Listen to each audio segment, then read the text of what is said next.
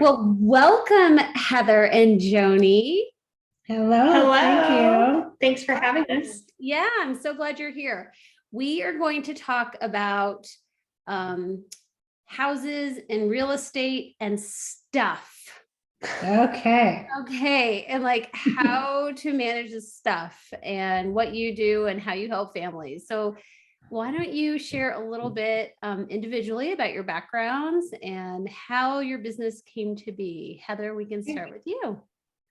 Very good. Well, I have a varied background and lots of variations, but I do have a home care background where I worked with seniors and children in group home settings, as well as in a corporate environment to help seniors stay at home. But I grew up very tight with my grandparents and the seniors around us. And so I've always had a passion for older generations. And we were working in real estate and realized that there was a need to help folks transition from a big old house with lots of stuff to a home that better fits them. That's perfect. And you're currently also helping out with your grandma. Yeah.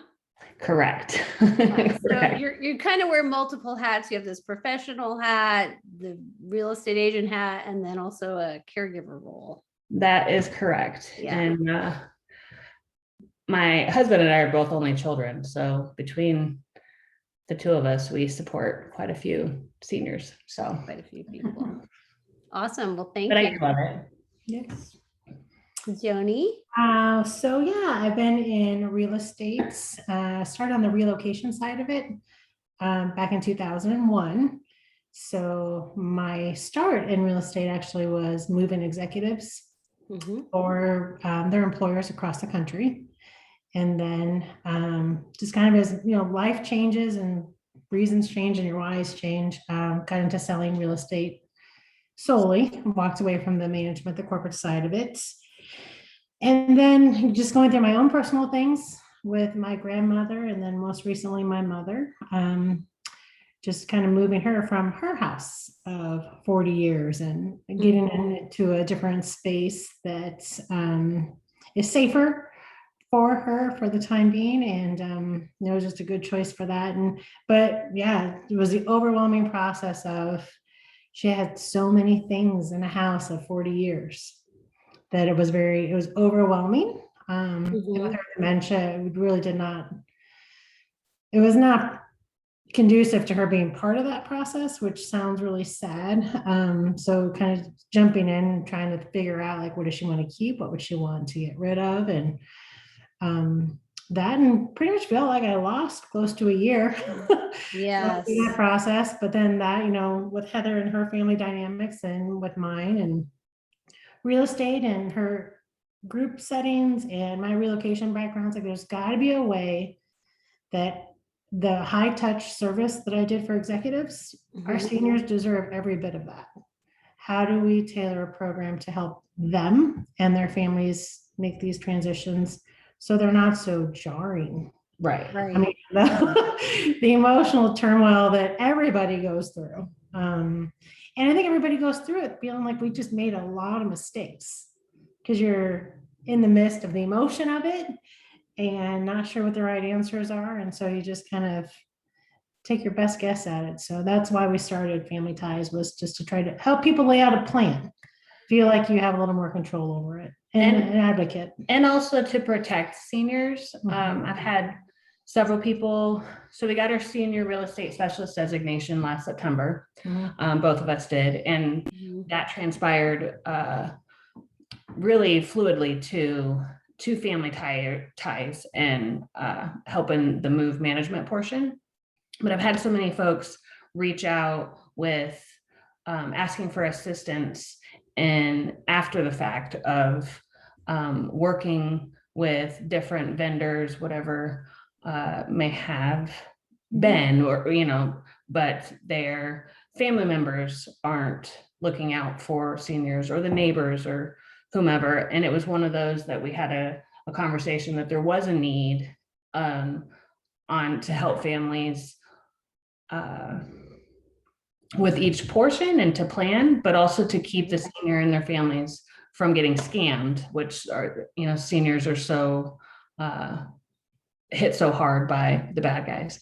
So by being that conduit and by being that point person for families to know that they can trust us to keep the senior and their stuff, safe and out of harm's way. Right. So we're going to hit on a lot of areas that you just brought up because they are all, I think, really equally important. But let's start with the scam just to check that box immediately. Because you brought this up in a recent conversation we had. So what would that look like to scam a senior out of their real estate property? Well, I think it's taking advantage of seniors who maybe don't understand housing prices, the housing market in 2022. A lot of these seniors may last bought their house in 1970. I mean, we're just throwing a number out there.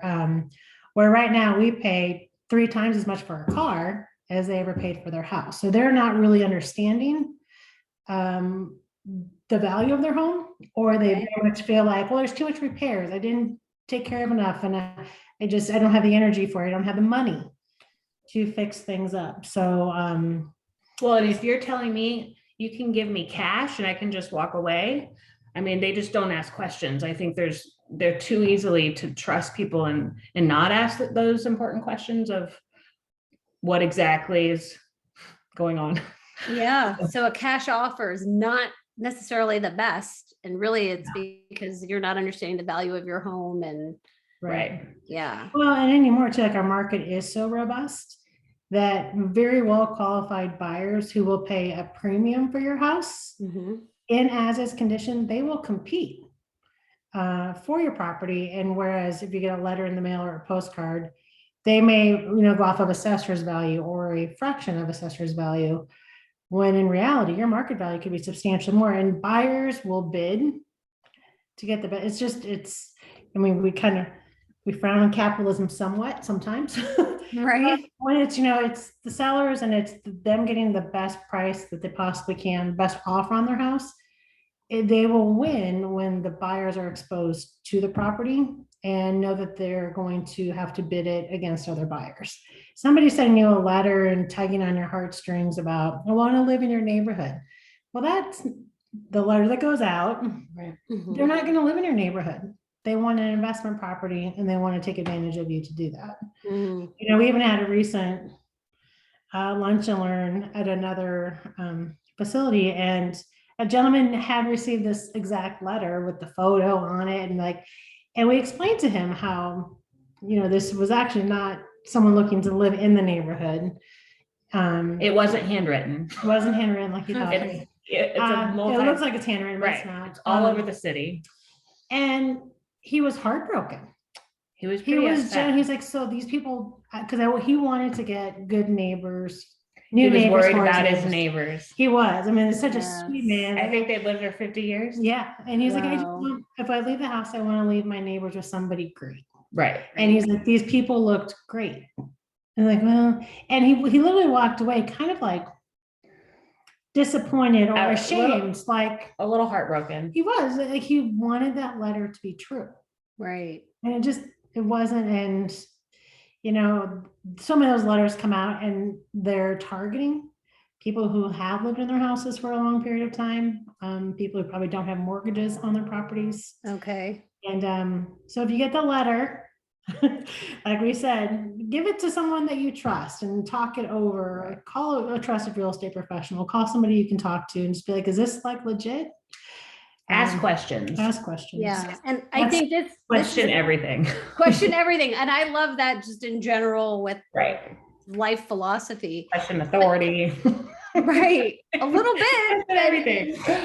But so this is really important. If you are the family care provider for an aging adult, just to keep this in mind that they are receiving pieces in the mail like this, postcards in the mail like this, and maybe receiving phone calls. They may be seeing signs as they're driving around the city, Mhm. cash offer, we buy houses. And so to just have that conversation with your Yeah. family members so that they are alert and aware that this is not the way to go. Right.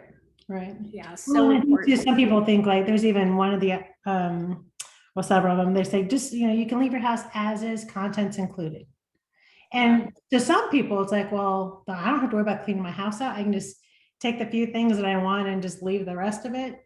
And sometimes too, for family members, they just don't have the time. Right. They're like, so this kind of seems to fit a bill for many things. And that's too why Family Tie is like, okay, so actually let us help you determine what you want to dispose of or sell or gift to family members. Let us kind of go through that process so you're not selling yourself short, selling, shortchanging your senior. Right.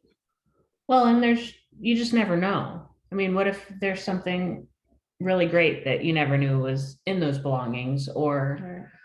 I just think so easily everyone's so busy with everything that it's just easier to say, oh, cash offer, I'll walk away, when you give a little bit of time and effort and it's really worth it. Well, and you learn a lot of stories. Yes. You go through things and you see like Christmas cards or photos, or you see handwritten letters or yearbooks. I mean, the yearbooks that I found too. And it's like, oh my gosh, like it does help connect us to sometimes we lose the human side when you're in the turmoil. Right. There's a life here. There was years spent and there's memories that have been collected, and to try and pay homage to those, respect those things. Because too, like I also found like my kids very much liked the stories of, I never knew that about grandma, or I never knew this, or great grandma did what? And it's like, well, but it was going through the process of things that you remember the stories or you learn the stories. So if you have the time, or we can help you. Right. Kind of makes sense too, out of what really isn't the important stuff, and then what is the important stuff, and knowing we can help guide you through that too. Right. Well, and it's really hard because I have inherited, my husband and I have inherited 3 full households of a lifetime of belongings. And so where do you start? And it can be really hard. I remember my grandma would walk me around the house and say, this is valuable. This is valuable. These collector plates, I paid $75 a piece. They're going to appreciate and be worth $225 a piece. And we remember how much we paid for things. We remember we have a lot of meaning assigned to those items. And then we try and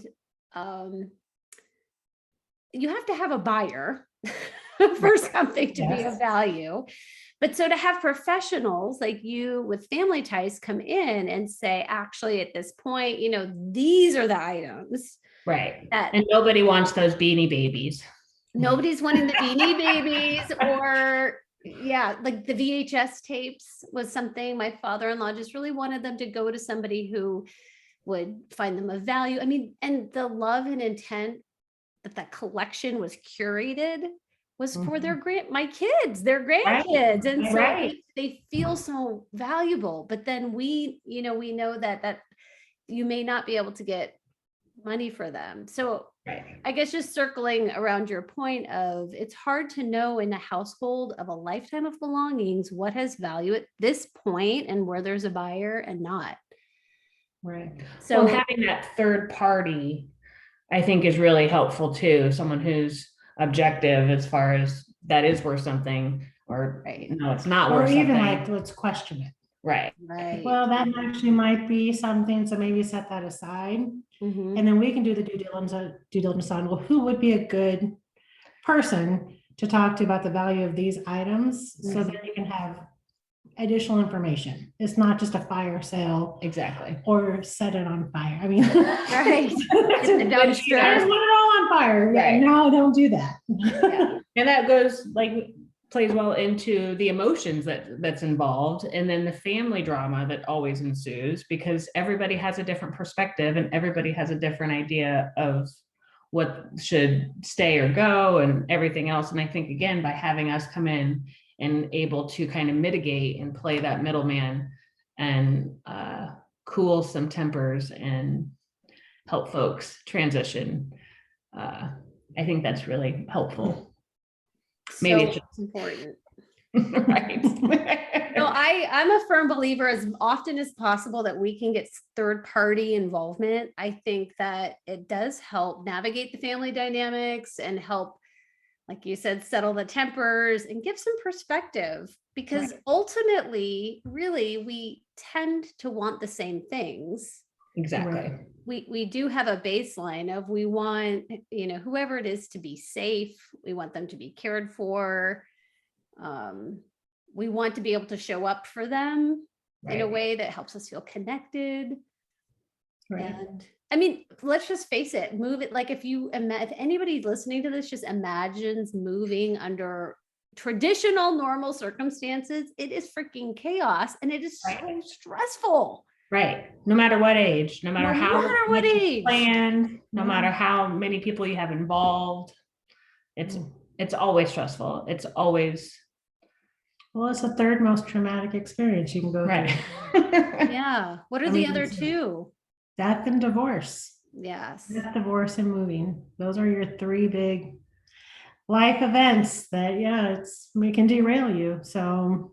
Well, and even under the best, like you were talking about relocation, even when it is under your own desire, it's still, you're mourning a loss of a community that you've been part of, a neighborhood. Like you were talking about that gentleman who was so sad, he wanted to find good neighbors. Right. I mean, even if it's of your own design, there's still some loss associated with moving. Well, it's closing a chapter, right? I mean, I've had people take the trim work out of the kitchen doorway because their kids' heights were marked. Like, how do I take this? They go, well, yeah, you can take the trimmer, you got to replace it, make it so it looks like it's supposed to be. But like those attachments, like it's a piece of wood. Right. But knowing another family can come in and just paint over it. And it's like it would erase somehow your children's entire existence. Adolescence. But there's such strong attachment, and that's why houses are called homes. It's people and the memories, and especially when people have been in them as long. I've been in my house 17 years.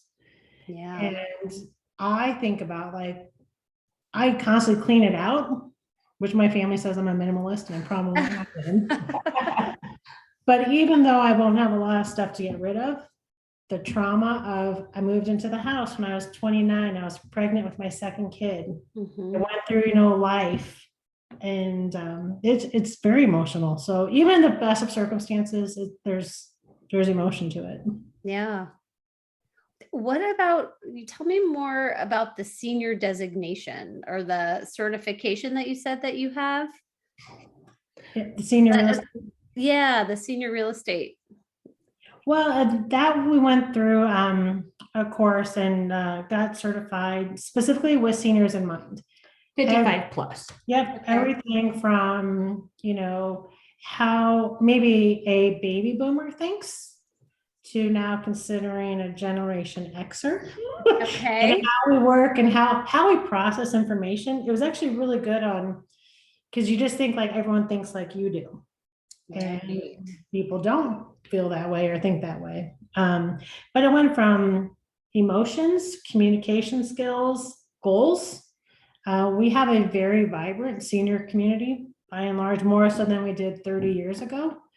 People do want simpler living and travel and independence. When people they're living longer. I mean, it's as the boomer generation, ages, they're living longer, they're staying active, they're staying in their homes, but they might want to sell, but they don't necessarily want to go to a retirement home or a facility. They just want to downsize to a little condo that they don't have to worry about the snow and the lawn and everything else. And just how to work with seniors to a point with communication. They require a little bit more face-to-face and phone calls compared to millennials who just want to text you. Yeah. Also the two went into different cultural things. Right. Like how different cultures treat seniors, which also has been a big reason for a boom in multi-family homes. Because you used to always think like, oh, you're in your house until you retire and move on. And I was like, well, maybe it makes sense to bring mom here. Right. Maybe it makes sense to maybe have her live with us full time or for the summers or during the school year.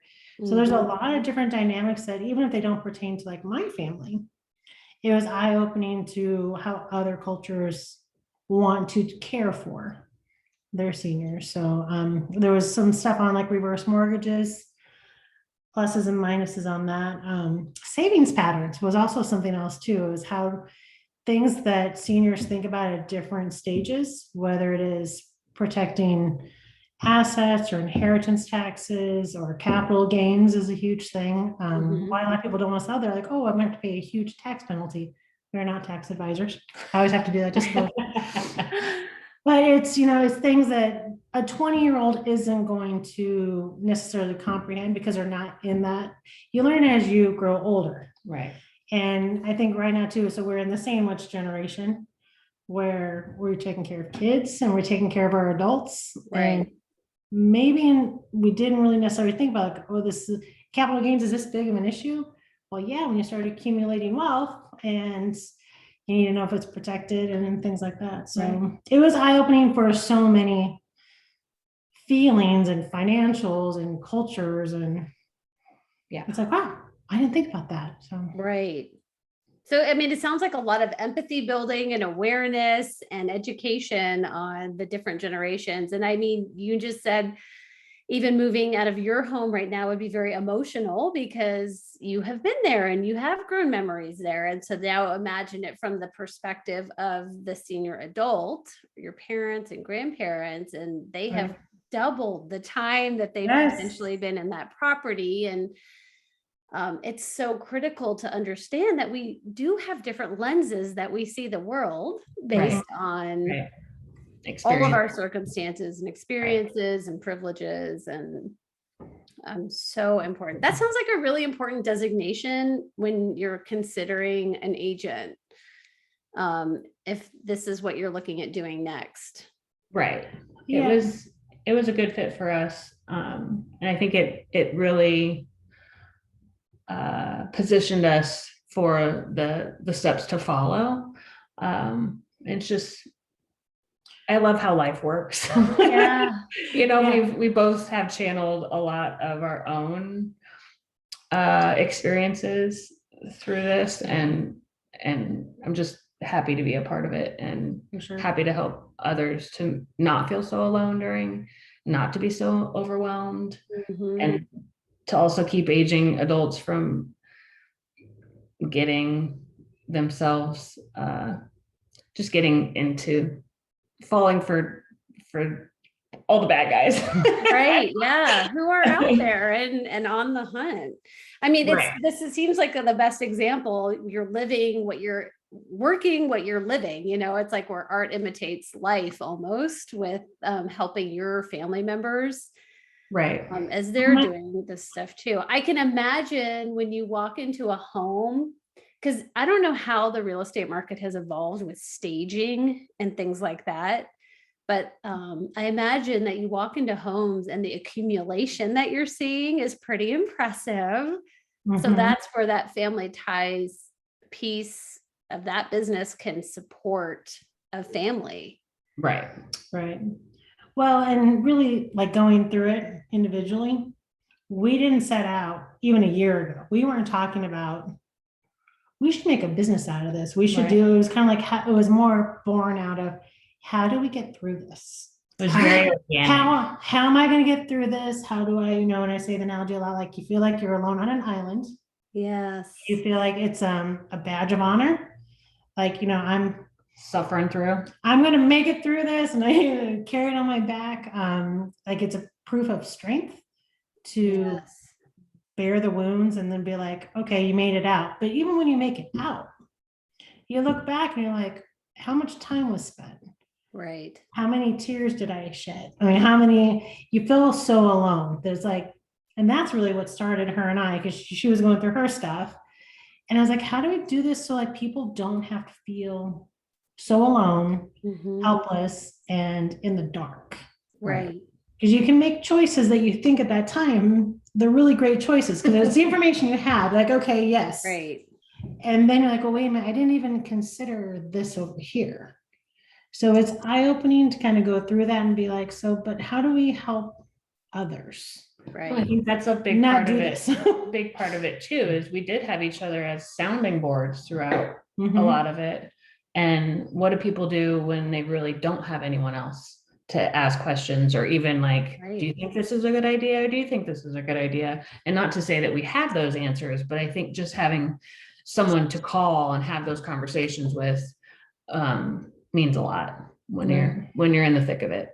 Right. Well, and oftentimes family members aren't in town with the That's a person whole that they're, nother, yeah. that they're Yeah. trying to move. I mean, in my situation with my grandparents, I lived in Kansas City and my dad and my mom lived out of town. So I was the one at least able to For the do designated, right? right, right, able to do it.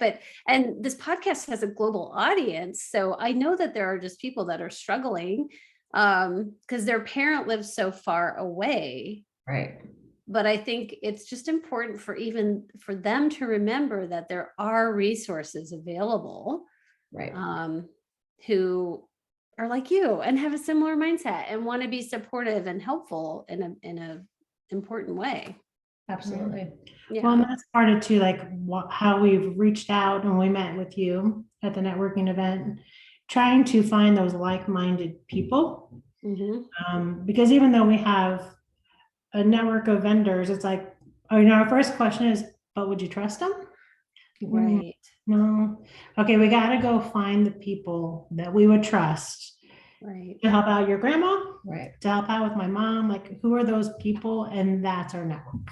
Right. So it's And just like every industry, there's personality differences and ethical differences, and just the way people do business is so varied that it's something that we feel very strongly to partner with people who have all of the same, gut instincts and patience and right, empathy. And I think just being through the transition, being through the stuff, I think that it gives you a different perspective than some folks that may not have that experience. So if I was out of town and I'm trying to sort this all out, I'm just thinking maybe starting with when I'm looking for an agent specifically, that senior designation Right. would be a good first step to see if that is something that they've done. Absolutely. Yeah. So, and one of the things, like when we refer outside of the Omaha area, because we will do that for clients and friends and family, it's like, hey, I'm moving to, or I need to sell a house in San Francisco, wherever. Right. I was like, let me make some calls. So I start, and you will do the same thing. The first thing we want to do is we want to vet them. Right. Yeah. So I was like, okay, I want to talk to you. I want to ask you some questions because I want to see how you respond to them.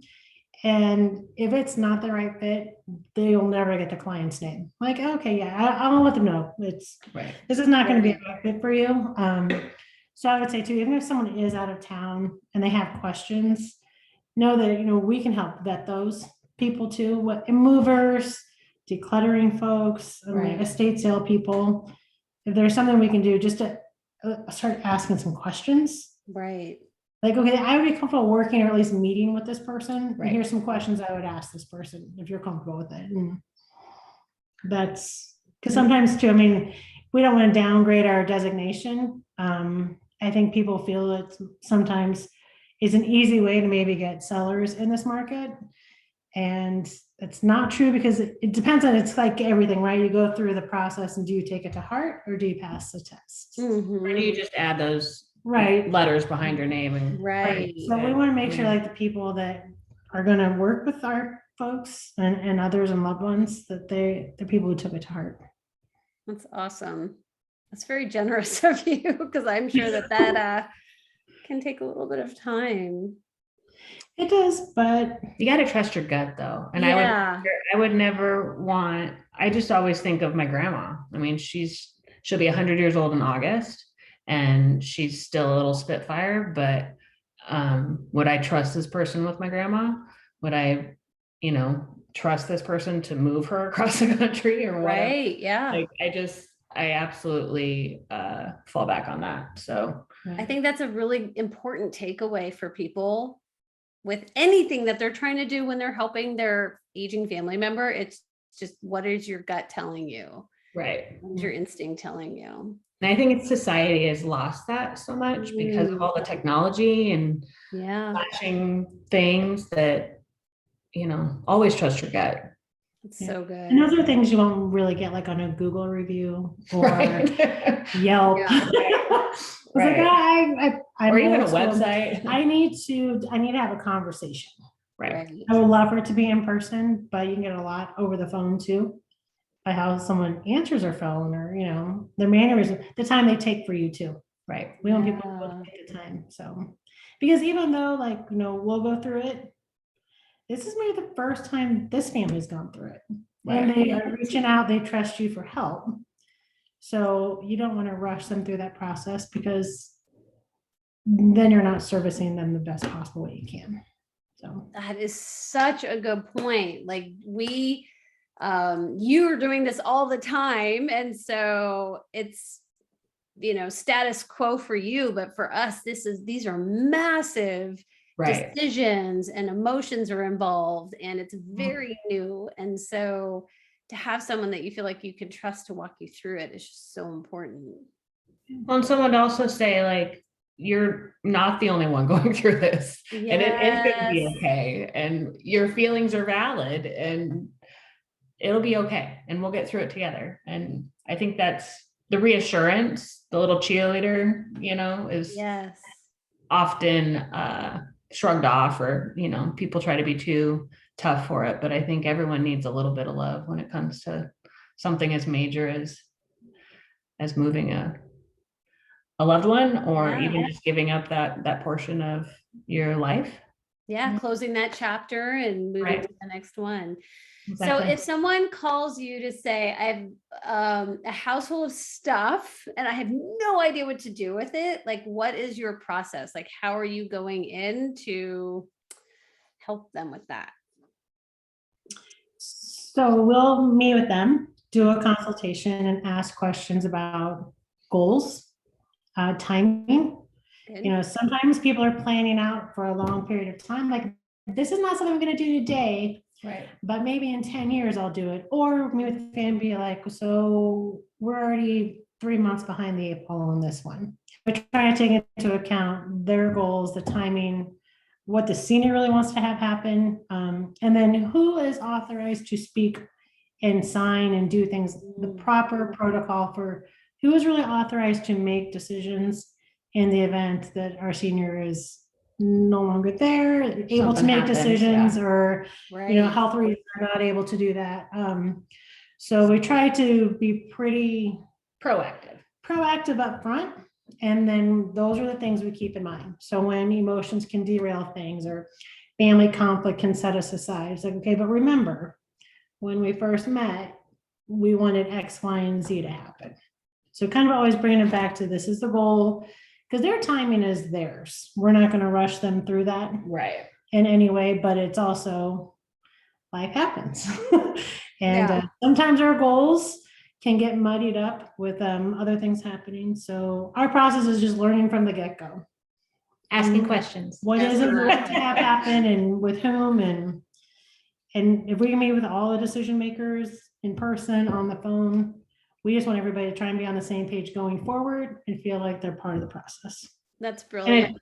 And adjusting accordingly, because nothing is ever nothing goes as planned. Stuff comes up and So let's say we're all on the same page. We've signed the paperwork. Are you actually telling me that I can have a house full of stuff and you will help me empty it? Yes. You're blowing my mind. Okay. We work with a fantastic lady who helps organize things. One of her big things too is like put things out on a flat surface and just kind of try to conquer tasks by task. So if Okay. we're going to clean out the corner of this room one day, or this room, or this floor, or whatever, that's our goal for the day.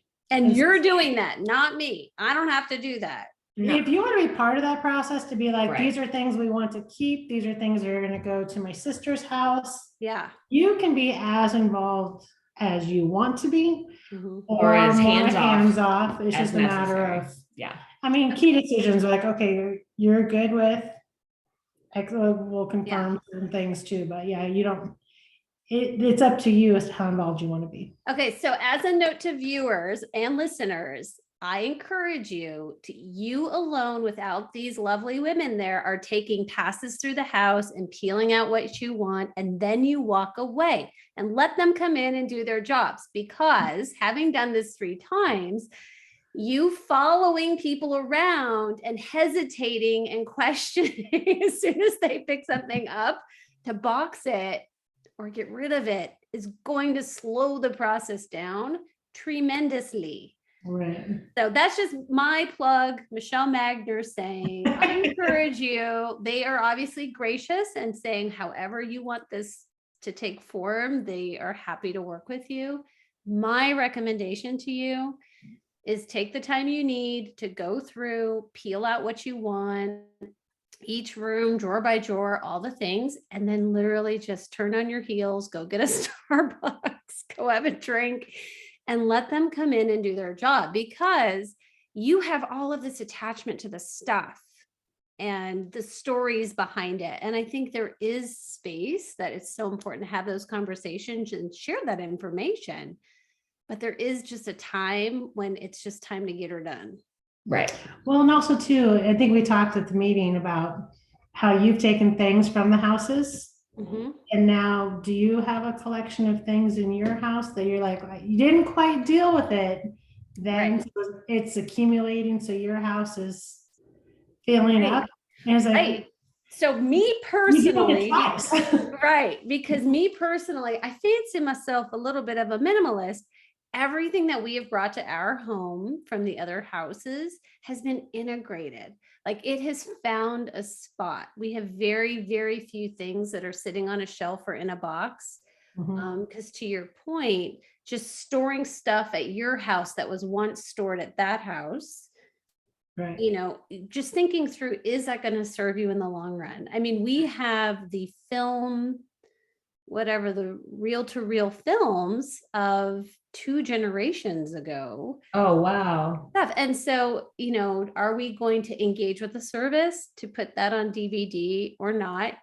We're sorting through some decisions on that. But point is once it's gone though. You know what I mean? Like I highly encourage people not to get a storage unit and think, well, we'll just pull everything out and sort it, deal with it later. Right. Having moved a storage unit 3 different times. Oh gosh. Right. There's very little you end up ultimately taking out of that storage unit. Right. So. And that's common, I think. Yes. Human nature to hold on to things and think that you're going to either use them again or use them to some purpose, higher purpose. Well, and you think like, I will have more time to look at this later. Right. And then you realize, so 20 years has gone. I still haven't looked in that box. Right. Now my kids have to look in the box. What the heck is in the box? Yeah. There's nothing in the It's box. got to be a valuable box. It's been following me around for 20 years. It's like, that was in the box? Right. Right. So, Oh, wait. you always It think was there's more time later. And the reality is that we should be having more fun. When you Such a can good get through it, then it's time to process it and then time to live your life. Enjoy the things that are important, enjoy the people that are important, get through and get rid of stuff you don't need so you can make the most of it, of Absolutely. everything else. Yep. Good point. I think that's a beautiful way to end. Wrap it up. Do you have anything else that you feel? I mean, that is such wisdom that you dropped right there. I just sometimes I surprise myself. Any other like final thoughts? I mean, I think that is the key is this whole process can just feel so much easier if you start right now, chipping away at it, going through it, getting rid of stuff so that you can spend the time doing what you love to do with the people that you want to do it with. Absolutely. It's just processing Yeah. things and emotions. And letting go of some control. I think that's Mhm. that's part of it too. Control does not equal love. That's right. Ooh, control does not equal love, and worry does not equal planning. Like just Right. because we're worried about something and trying to control it Right. does not equate to having a plan and No. being in a place of love. No. Right. Absolutely. Yeah. Well, Well, that thank is, you Thank so you much so for the much for having opportunity. us. yes, thank you so much. In the show notes, we will drop in all the ways that people can reach you. Sounds Very great. good. I appreciate it. So Thanks so much. Thank you. Bye. Have a wonderful day.